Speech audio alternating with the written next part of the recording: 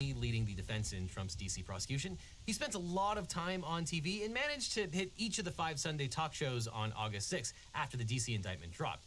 Lauro made a series of wild claims as he hopped from camera to camera, and he told Chuck Todd that, quote, "A technical violation of the Constitution is not a violation of criminal law." He promised George Stephanopoulos that Mike Pence will be one of our best witnesses at trial. And on CBS, he vowed to ask the court to move the trial out of D.C. to West Virginia for diversity. And here's Dana Bash's face when Lauro described the peaceful transition of power in 2021.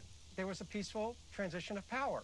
So that's how the constitutional works. Okay. What happened on January 6th was not clear peaceful. And Lauro's not just making those crazy arguments to the cameras. In court, he objected to a protective order blocking Trump from posting evidence from the case on Truth Social, calling it a content-based regulation on President Trump's political speech, and complaining that, quote, in a trial about First Amendment rights, the government seeks to restrict First Amendment rights. Then another B-tier Trump lawyer who loves the spotlight is New York litigator Joseph Tacopina. After a jury awarded E. Jean Carroll $5 million for sexual assault and defamation, Tacopina congratulated himself and his client on the courthouse steps because, quote, Donald Trump was not branded a rapist. Tacopina is also part of the team representing Trump in the New York criminal case. Here he is explaining to Ari Melber that Trump simply had to lie to the public about the payoff to Stormy Daniels because she was extorting him, and they signed a confidentiality agreement. Because it was a confidential settlement. So if he acknowledged that, he would be violating the confidential settlement. So is it the truth? Of course it's not the truth. Was he supposed to tell the truth? He would be in violation of the agreement if he told the truth. Oddly enough, Tacopina also claimed back in 2018 to have an attorney-client relationship with Daniels because she consulted with him briefly about the very same matter, which is probably true and is very worrying. Though a New York judge recently decided that there is no conflict based on Tacopina's representations. Then moving down the proverbial ladder to C tier, we get to Jim Trusty and John Rowley, who represented Trump while he was being investigated by special counsel Jack Smith in both the documents case and the January 6th investigation. And they had some success in the summer of 2022 when Judge Eileen Cannon temporarily put the documents case on hold before being humiliatingly reversed by the 11th Circuit. But Trusty and Rowley had no such success in D.C., where former Chief Judge Beryl Howell blasted their attempts to use executive privilege to block former Trump administration officials from testifying to the grand jury. Trusty also filed a $475 million lawsuit alleging that CNN defamed the former president by using the phrase, the big lie. Trump and Trusty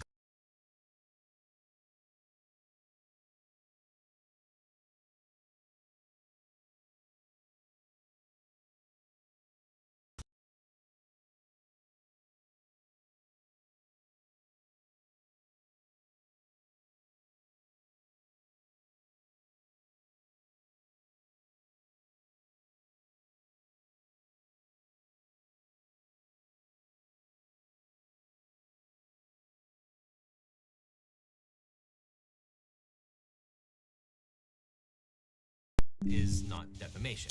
In May, Trusty and Rowley sent a completely nutty letter to Attorney General Merrick Garland demanding that he meet with them to, quote, discuss the ongoing injustice that is being perpetrated by your special counsel and his prosecutors. No president of the United States has ever in the history of our country been baselessly investigated in such an outrageous and unlawful fashion. And they got their meeting at the Justice Department, albeit not with the AG, but just days later, the special counsel indicted Trump in the documents case. A day later, Trusty and Rowley quit, calling it, quote, a logical moment for us to step aside and let others carry the cases through to their completion. They added that they had, quote, no plans to hold media appearances that address our withdrawals or any other confidential communications we've had with the president or his legal team. Now, that was probably a backhanded reference to Tim Parlatore, another C-tier attorney who left Trump's legal team a month before Trusty and Rowley. And on his way out the door, Parlatore blamed yet another Trump lawyer, Boris Epstein, who is really just a close advisor of Trump's.